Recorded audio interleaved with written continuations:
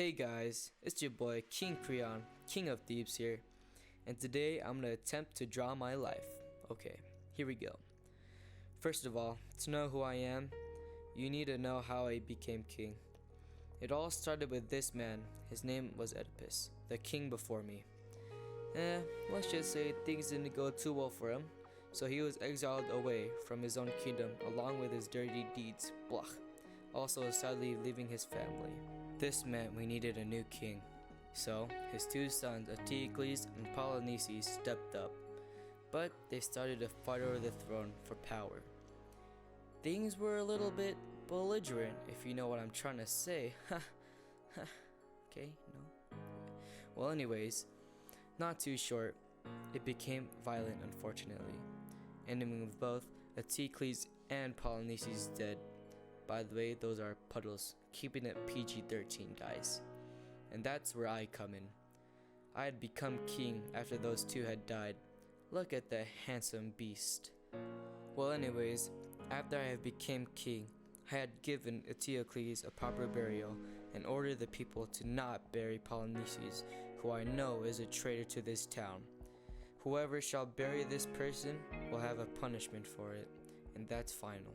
To prevent this from happening, I have sent guards to protect the body of Polynices so no one can bury it. Then later on, of course, one of my snitching guards tells me that someone had buried Polynices, so I tell them to bring that person here immediately. So after that, I sent my guards to find the person who had tried to bury Polynices, and when they came back, they were at Antigone accusing her of doing it. But surprisingly, Antigone was fine with it. She admitted it to it so easily, telling me it was the right thing to do for the sake of God. And then completely out of nowhere, Ismene barges in saying it was her fault as well that Polynices was buried. And at that point of time, I was pretty confused. So this is when I gave them their punishment by my word. I decided to sentence him by death for betraying me, the king. And Antigone was pretty mad at Ismene because, she didn't actually really do anything. Spoilers. After I have given the sentence, my son Haman comes in and tries to tell me to let Antigone go of her crimes and that she did not do anything wrong. Plus, you can't just go and kill your son's wife. And then I'm all like, then you should have looked for a better wife, son.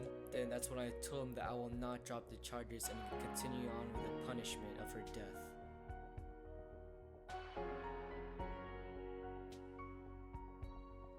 After a while, I started to think about my punishment because, maybe I was a little bit too harsh. So I sent Ismene free because I know she didn't do anything wrong. But I sent Antigone to prison instead of her other punishment, which was death. And won't you know it, my old friend Tiresias comes in and tells me to let Antigone go for crimes, saying that something bad will happen to me if I do not. Tiresias may be right a lot, but for sure, not this time.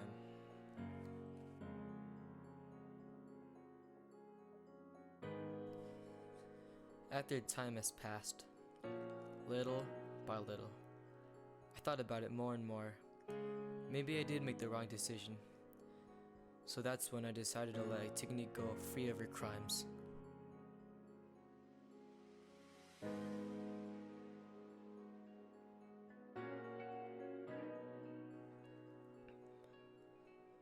That is when I went down to the prison and I had found something really horrid.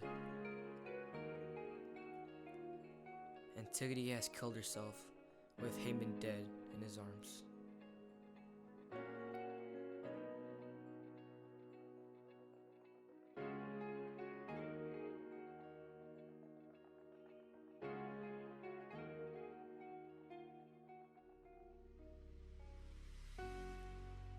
Then a messenger comes to me and tells me Eurydice has died and has killed herself while cursing me as well.